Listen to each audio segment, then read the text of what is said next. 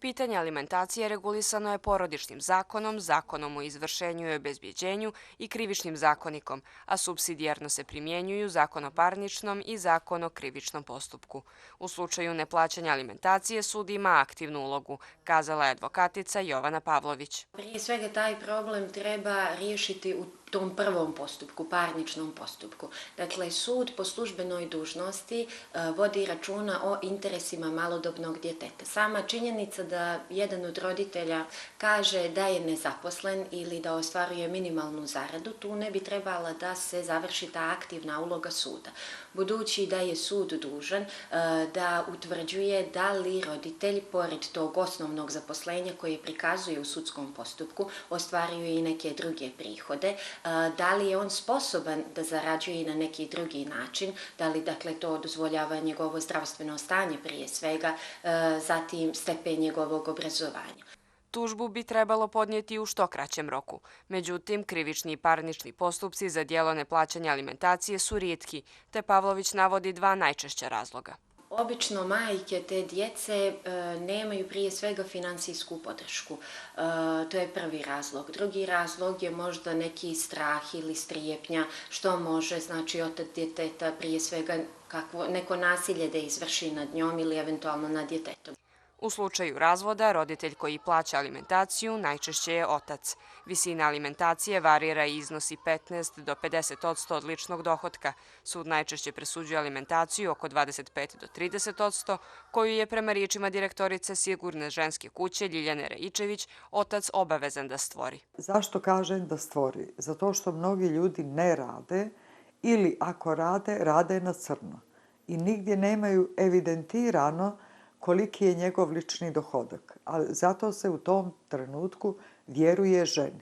Jer ona zna, živjela je sa njim, koliko on donosi novca tamo gdje radi ili gdje je radio i otprilike se tada alimentacija u saradnji sa sudijom izračunava.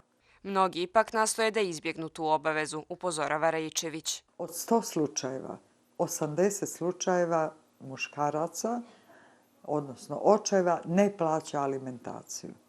To znači da smo mi prvo radili istraživanje koje je slučajno nastalo, jer svaka druga osoba koja je ovdje dolazila da traži neki oblik savjetovanja ili pomoći je bio ili razvod braka ili podjela imovine i uzgred je govorila on već godinama ne živi sa nama, ali i ne daje izdržavanje. Najčešći načini izbjegavanja plaćanja alimentacije su nezaposlenost, prijavljivanje minimalne zarade, prebacivanje imovine na tuđe ime ili se gube sa adrese. Ženama savjetujem da nikako ne primaju novac na ruke, zato što on tada ima njegova riječ protiv njene. Dao sam ti toliko i toliko svaki mjesec, ona ne može to da dokaže jer je to dato onako na ruku. Znači, otvorite žiroračun, nemojte da primate novac na ruke, nego da ide to samo preko računa. Da se granice u načinu izbjegavanja plaćanja alimentacije ne poznaju, svjedoči i Pavlović. U mojoj praksi, dakle, je bio jedan predmet gdje je otac pokrenuo, odnosno majka je pokrenula postupak za izmjenu odluke u smislu da poveća iznos alimentacije, pošto je baš minimalan iznos alimentacije bio određen tom presudom kojom je brak razveden. Otac u tom sudskom postupku se trudio na svaki mogući način da izbjegne takvu sudsku odluku i iz toga razloga je dostavljao i medicinsku dokumentaciju da bi dokazao da je njegovo zdravstveno stanje bukvalno nikakvo, da je on izjednačen sa invalidom i da je radno nesposoban. Konkretno, dostavio je medicinsku dokumentaciju da mu je jetra povrijeđena. Svi znamo da je jetra organ koji je i vitalan prije svega, a i regeneriše se, ali u tom postupku je provedeno vještačenje po vještaku zaštite na radu, koji je na jedan jasan i nedvosmislen način naveo da je takvo lice sposobno da radi i sud je na kraju krajeva poznao tu njegovu manipulaciju i utvrdio je dakle da se povećava iznos alimentacije u korist tog malodobnog djeteta. Kao kazna najčešće se izriče uslovna osuda, a rjeđe kazna zatvora. U slučaju težih posljedica izazvanih ovim postupkom, minimalna novčana kazna je 1200 eura, dok maksimalna zavisi od imovinskog stanja osuđenog. Zatvorske kazne se kreću od 3 mjeseca do 3 godine. U zemljama regiona postoje i neki drugi modeli za kažnjavanje, na primjer oduzimanjem vozačke dozvole, oduzimanjem putne isprave i po mom mišljenju to mnogo veći efekat daje na učinioce krivičnih dijela nego na primjer izricanje uslovne osude, s tim što naš krivični zakonik ne propisuje takve kazne. Neplaćanje izdržavanja je kršenje prava djeteta, a država je dužna da štiti ta prava.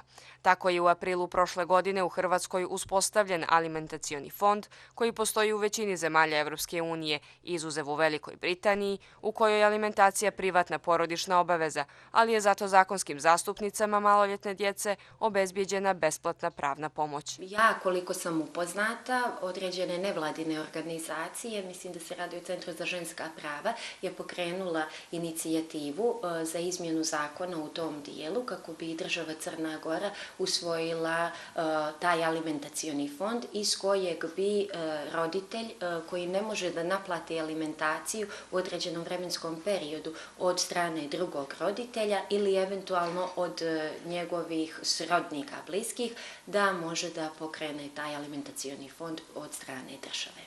Rajičević je pritom apelovala na sudove da se drže slova zakona, da pravovremeno djeluju i da kažnjavaju one koji izbjegavaju izdržavanje djeteta.